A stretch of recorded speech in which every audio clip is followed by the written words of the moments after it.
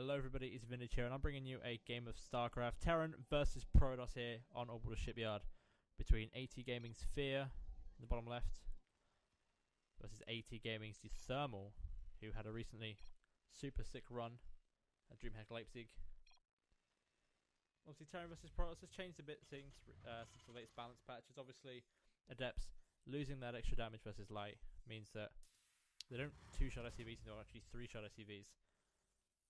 Which definitely means that the Warp Prism kind of style has become a little bit weaker. Definitely not unviable, I would say, but a little bit weaker. But I'm looking forward to see what kind of play we see out here of FeaR and how he's adapting to the patch. And obviously how uThermal's going to react to that. uThermal definitely showing really good play versus Protoss at Leipzig. He beat Showtime, he beat Harstam, and took it to all 5 games versus Pete Droger, who actually went on to win the tournament here. So looking to see a good game out of him. FeaR is sending a probe here just to go and scout, see what's going on, see what uThermal's up to, see if he's anything doing too cheeky for his liking.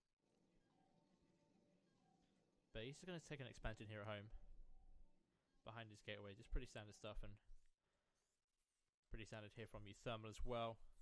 12 racks, well sorry, not 12 racks, 16 racks, 16 gas. I'm still getting used to casting Legacy the Void. I haven't quite nailed it just yet, so I will make a couple mistakes. But 16 racks, 16 gas, going straight into react here, and a command center. Pretty much the same as your standard Reaper opening you would do normally, but instead of a Reaper, you just go straight for that reactor because Reapers really not providing, or not really too useful at the moment in TvP because of the way Photon Overcharge works now. It's a lot cheaper to cast. You can cast it on pylons, and one Photon Overcharge with a pylon combined with a Mothership Core can shut down the Reaper quite easily. So it's a lot better to go into a reactor, and just send an SCV to go poke around, see what's going on, see what's good. And the SCV will get there faster as well, so you don't have to worry about it being shut down too quickly unless your opponent opens up with something a bit too aggressive. As you can see, pretty just standard here. Nexus from FeaR, as well as the Adept being produced here as well. And it's just going to be a Stargate here. Now the thing with the Stargate is, considering that the Warp Prism style isn't quite as potent as it used to be because of the Adept nerf, what has happened a lot is, especially on a map like Orbital Ship, where you have these kind of little niche spots behind the natural, behind the main, is that Liberator play is getting quite common. So the way a lot of Protosters now are opening Stargate, just to get a couple Phoenixes out to counter that Liberator. Because otherwise what will happen is you'll find yourself seriously denied of a lot of mining time. Even if you don't lose too many probes because you react to the Liberator coming in fast enough, the amount of mining time you will lose is quite significant. And if they have researched that range upgrade and find a niche little spot, Photon Overcharge on a pylon won't reach that. 6 Marines here walking across the map here for uThermal. As at home he is getting that factory, he is getting that starport. And he's looking to do that kind of thing we saw him do a lot at DreamHack, that kind of cycling marine push, just sort of walking across the map. And there is that cycling producing too, and there is that starport in Phoenix as well, which will produce a Liberator probably as well. But here is that Phoenix coming out, being produced, Chrono boosted out, like I was saying. And these might be quite useful in defense, as he can possibly pick up the cycling, but he has to be careful because he can lose the Phoenixes to the Marines quite easily. And if uThermal controls properly, he can just kite backwards with the cyclone, but he just pick off the Adept here without losing any Marines. One barely surviving on 1 HP, and now he's got free reign on this pylon. Means that would be of no use, and he will supply block FeaR a lot here. He can go straight for this Nexus as well. FeaR just putting another pylon, or small pylon on the high ground. Wants to back up his warp, his gateway, another one for Photon Overcharge quite wisely. His Mothership Core is quite low, but here come the 2 Phoenixes out. They aren't out now, and more are being chrono boosted as well. Let's have a little scout, and the scan does reveal the Phoenixes, if you didn't see them already. More Marines walking across the map. Here's that cyclone I was on about. The starport is done. And he is actually picking up the Marines here with the Phoenixes, as he has got that Adept tank, and there are enough Phoenixes that he can pick up kind of quickly. Photon Overcharge does go down, but he doesn't do that Mothership Core, which is a little annoying, and he's now having to kite against probes, which is good for uThermal because he does that economic damage as he's behind in workers right now, but he didn't have that many Marines. Not that many Marines, and 1 Adept is out now. Should be able to clean these Marines up nice and easy. But the Cyclone is now in the main base. More Warp Guitar going down. Here comes the lock on being used on the Adept, and Phoenixes pick it up, counter the lock on, and kill the Cyclone here as well. Now 4 Marines with 4 Phoenixes out. He's getting a bit of economic damage done, but he's still behind 34 SCVs to 39 right now.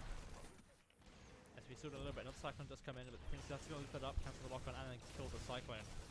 And he's going to surround the Marines there with his probe and kill them with the Adepts. So overall, nice hold there from FeaR. He does have his third base up now, chrono-boosting out probes.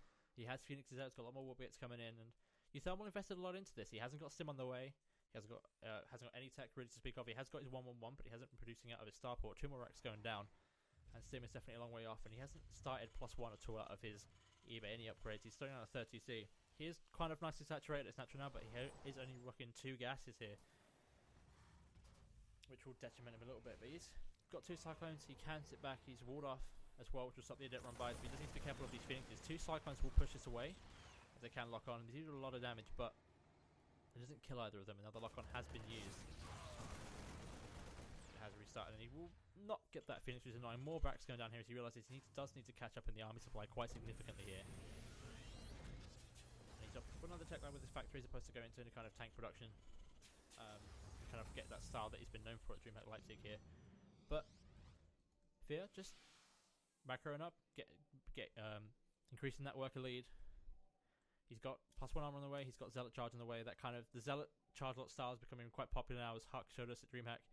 It can be quite effective, but he's got a really nice economic lead here. If we actually look at the income right now, he's ahead of the Terran even with the mules. He's also ahead in the gas income as well. He's using 4 gases, and it has been doing so for quite a while. So he will increase. uThermal will catch up on that gas income, but the lead FeaR has for quite a while. More gateways coming down here as well. And he's now nicely saturated on 3 bases as well. Get his tempo, gets 5 gates coming down here, 1-1, and Stim is on the way, but Stim has only just started. That's the thing. That's the key here. There is a missile turret, so these Phoenixes can't go straight for the middle line. I mean, they could if they really wanted to, but they risk losing one, and some of them are quite low. Just a couple Marines here, a couple Marines there. Anything can get is nice. Just extend his lead as much as he can.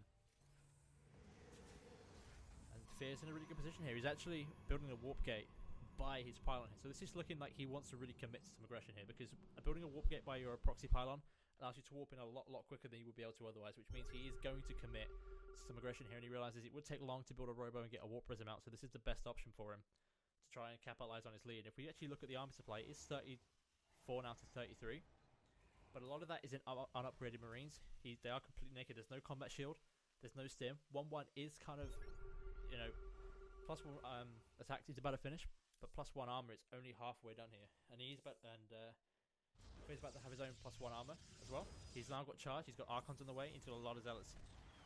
uThermal actually reacting really well by throwing down some racks here at the wall, at the top of the ramp, to create a wall so the charge lots can't come in. This is actually really smart. But FeaR has got quite a scary army here. uThermal can't really do it. He has got combat shield now, and he has got Stim that he finished as well as +1 attack. So if he does hold on, he will be okay. As he has got his 3rd command center up now, and there is no 4th base here from FeaR. Just going to push up the ramp here with these Stalkers, pick away these SCVs, pick away the racks without losing too much, as there is no siege tank really pushes away, but the Cyclone has locked onto 1 Stalker and it will get away. Now these Phoenix is actually looking to do a little bit of damage here in the middle lines. He knows the entire army of uThermal is at the front, so he was maybe looking to scout for some medevacs that come around the side either, but actually he's just going to patrol here and have his main army pull back at home and take its 4th base quite smartly. He realises he's not going to get the damage done that he needs to, so he's just going to fall back and take his 4th base. He's actually throwing down 2 more forges here when he's already got 1. Maybe he wants to go into shield, or maybe that's just a mistake. But he can actually just start getting more upgrades out of this 1 forge. Maybe that's a mistake. He didn't have his 4 trot key and didn't realise he had one already. But his storm is about to finish as well. And there's a warp prism as there's now a robo finish as well here. We can kind of aggressive with that. uThermal does need to really be careful. uThermal, I can imagine, is quite scared to try and take a 4th base. He hasn't started a 4th command center yet, and the 4th nexus here is about to finish for FeaR. Here come the Phoenix. He's going to just go and get a couple of SCVs there. Does lose 1 Phoenix, but gets a couple of SCVs, which is really nice. uThermal now not so afraid to move out. He does find this proxy pylon with this warp gate, but he's moved out of his base now. But he hasn't started his 4th command center. Ghost Academy is on the way, as he needs this Ghost to really counter the High Templar, get those important EMPs down on the Zealots and the Adepts. Phoenix is just scouting around, so we'll see this army and we'll get some free shots on the Liberators for sure. You just need to be careful though, because the splash is really good. Doesn't take any real hull damage there, just some shields, but anything's nice. There is a triple drop here from uThermal coming into the natural, and there is not a lot here to defend it. There is no cannons. Mothership Core's really far away. There's no foe and overcharge. There is no warp into. I feel like he just spent them. So big drop here from uThermal, denying all the mining at the natural base here. At the same time, he's dealing with a bit of aggression here, and FeaR just going to go on the counter attack. Warps in some stuff at home so he can't lose the main base, but he knows that he doesn't have to hold the natural, as he is now 3 base versus 3 base. But he does have that freshly mining 4th base as well. These zealots here with the Templar will be more than enough, should be able to push this back. However, nice kiting here from uThermal, as those Templars did not have enough energy for Storm, so they just walked into an Archon. But at the same time, big attack here coming from FeaR right at the main ramp here for uThermal. These barracks he built earlier really pretty accurate. All the Archons are going to liberate, and he loses the Templar there as well, and that Storm really does not do anything. And uThermal is just pushing in. Oh, snipes a good pile on. Deny some warp there. Warp get another warp get down, and he's going to kite backwards here versus the Zealots. They're all going in one by one and just dying there, but FeaR has broken the ramp. There is a 4th command center, but that is already under fire. 2 Liberators going down, and will kind of okay Storm, I guess. Oh, uThermal just run through that, but he needs to be careful with these Liberators, as they are really nicely placed in those chokes, so they will pick off the charge lots. But the Phoenixes do pick one of them off. Might be able to get the other one here if he focuses it down, but 2 more Liberators have popped out, and uThermal's still doing damage in the main with this drop.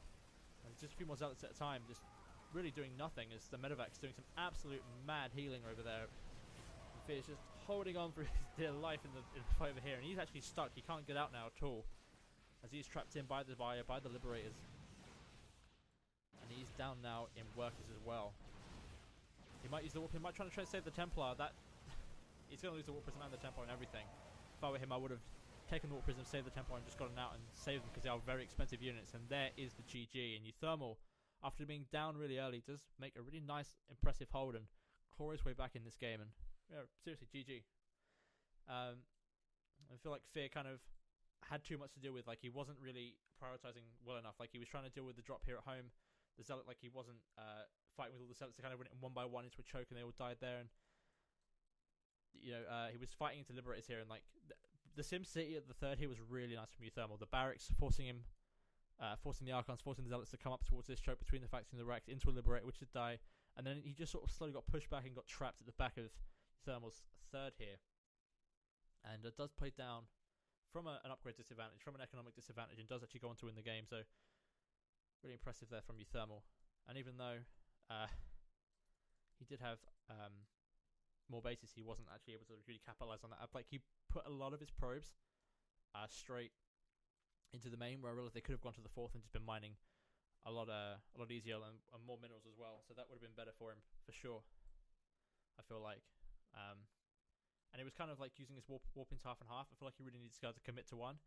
I feel like he really needs to commit to just the attack at the front here, which it looked like he was trying to do, but he was using a couple just at home here, which weren't really doing anything, because they were fighting in chokes versus Marines, just Zealots with Medevac healing as well, with actually similar upgrades at that point. But yeah. Anyway, that's it for today's cast. I'll probably have one for you tomorrow. Thank you for tuning in. Don't forget, I'm streaming every day at the moment. StarCraft 2 Terran plays. Student at the Terran School, of course. And thank you for tuning in. I'll see you all next time.